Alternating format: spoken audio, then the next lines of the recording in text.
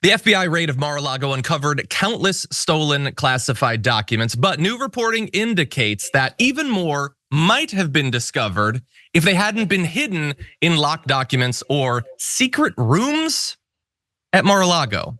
We don't know for sure, but what we do know is that there's some interesting stuff going on and went on during that FBI raid. So we know that Special Counsel Jack Smith's team has questioned several witnesses about a closet that apparently was not searched during the raid, as well as a so-called hidden room inside of Mar-a-Lago.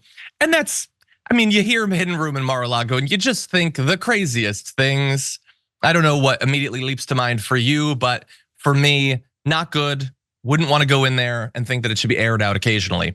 But we do know that, so apparently some investigators involved in the case after the raid, after they had started to analyze the documents, came to believe that the closet should have been opened and checked because obviously it should have. So when agents reached that locked closet during the raid, this is near the front of Trump's residence, they couldn't locate a key for it and were told that the space behind the door was an old stairwell that was turned into a closet with shelves. So, you know, a closet, and it went nowhere. So they decided not to break it open.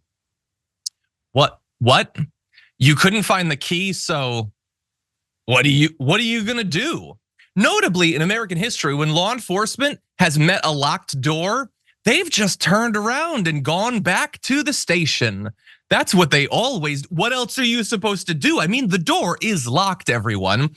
And also, there's no reason to go in there because it used to be an old stairwell, but now it has shelves in it. You know, shelves where you would put things on it, like documents, and it doesn't go anywhere. So clearly you don't need to open it. But that's not even the worst excuse that has been provided for why they did not go into this locked closet.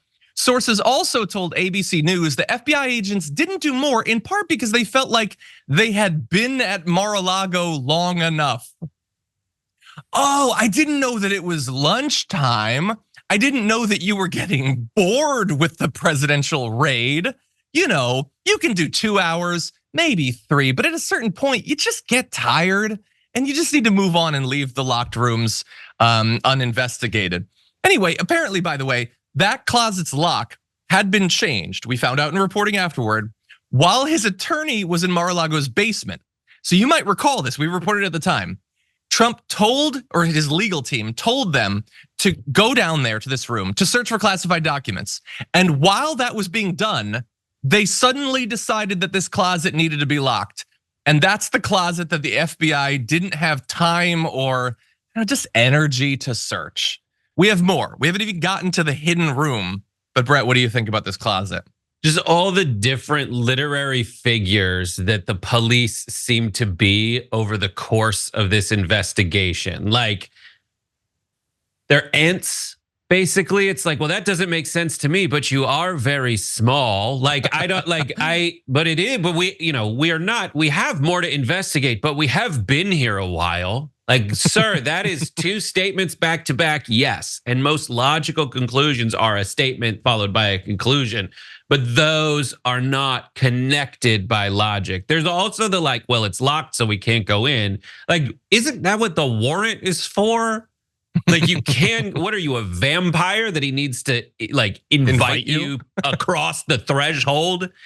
And then when I see like a secret room at a country club, which is itself like a secret room society, like entire plantation of secret rooms, like what is in there? And I think our curiosity would have been piqued. Is it a sex dungeon?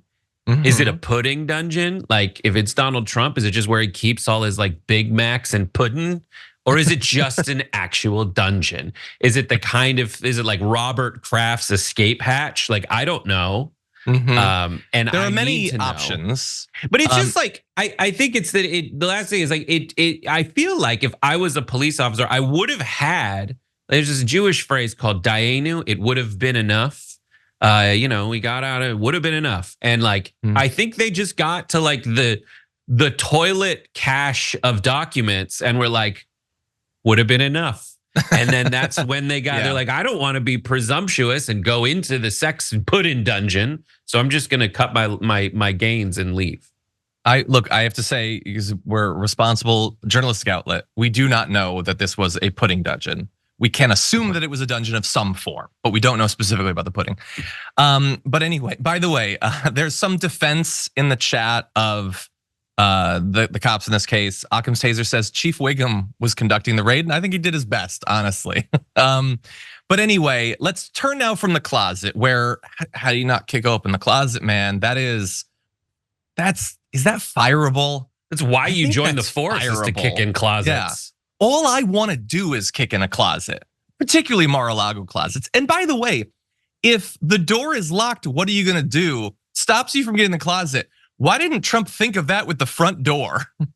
That could have saved him a whole lot of trouble.